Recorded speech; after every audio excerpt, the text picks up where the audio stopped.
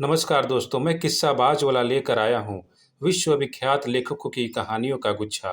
दोस्तों, अगर हमारी कहानी आपको पसंद आए तो इसे लाइक, सब्सक्राइब और शेयर जरूर करें। तो आइए बिना देर किए शुरू करते हैं हम आज की कहानी। कहानी का शीर्षक है समझदार जज। बहुत पहले की बात है। अफ्रीका में एक देश है, अल्जीरिया। बाउकास वहाँ के राजा थे। उनके राज्य में एक समझदार जज थे जो झट से दूध का दूध और पानी का पानी कर देते थे।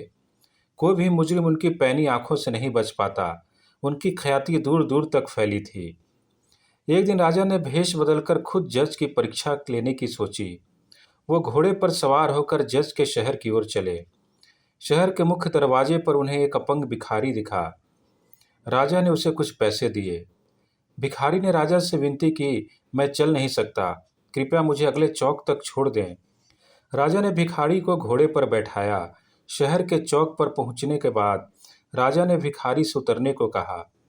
इस पर भिखारी ने कहा, तुम उतरो, यह घोड़ा मेरा है।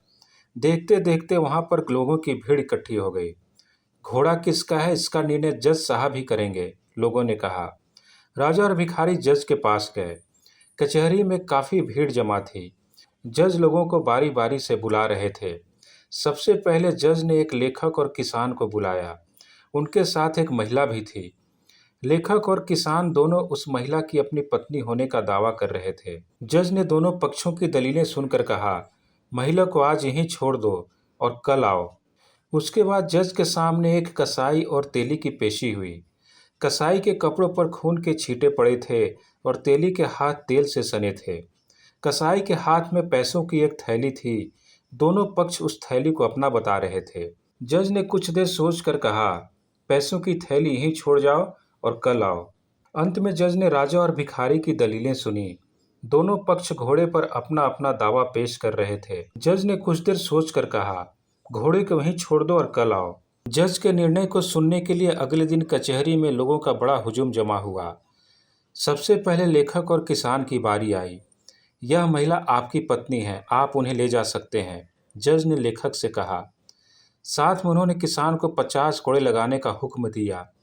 उसके बाद कसाई और तेली की बारी आई। जज ने कसाई को बुलाकर कहा, लो, यह पैसों की थैली तुम्हारी है। साथ में उन्होंने तेली को 50 कोड़ों की सजा सुनाई। अंत में जज ने राजा और किसान को बुलाया। क्या तुम 20 घोड़ों में से अपने घोड़े को पहचान पाओगे? उन्होंने राजा और भिखारी दोनों से पूछा। दोनों ने हाँ में उत्तर दिया। एक एक करके जज दोनों को अस्तबल में ले गए। दोनों ने घोड़े को सही सही पहचाना। कुछ देर गहरे सोच विचार के बाद जज ने राजा को बुलाकर कहा, यह घोड़ा आपका है, आप इसे ले जा सकते हैं। साथ में उन्होंने भिखारी को 50 कोड़ों की भी सजा सुनाई। घर जाते वक्त राजा भी जज के पीछे पीछे चलने लगे। राजा को देखकर जज ने पूछा, क्या आप मेरे निर्णय से असंतुष्ट हैं?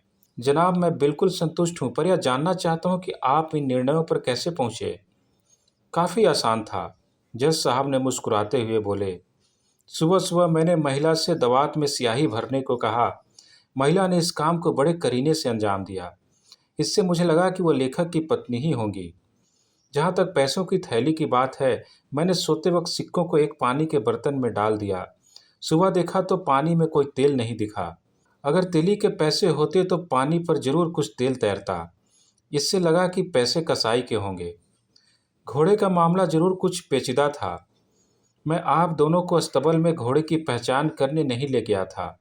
दरअसल मैं देखना चाहता था कि घोड़ा आपको पहचानता है या नहीं। जब आप घोड़े के पास गए तो घोड़े ने अपना सिर हिलाया और गर्दन आपकी ओर घुमाई, पर भिखारी को देखकर घोड़े ने अपनी एक टांग ऊपर उठाई। इससे मुझे स्पष्ट हुआ कि घोड़े आप ही का है, आप ही इसके मालिक होंगे। फिर राजा ने जज से कहा, मैं राजा बाउकोस हूँ। मैंने आपके इंसाफ की बहुत तारीफ सुनी थी। मैं उसकी पुष्टि के लिए आया था। आप वाकई एक काबिल न्यायाधीश हैं। आपको जो पुरस्कार चाहिए मुझसे मांग लें।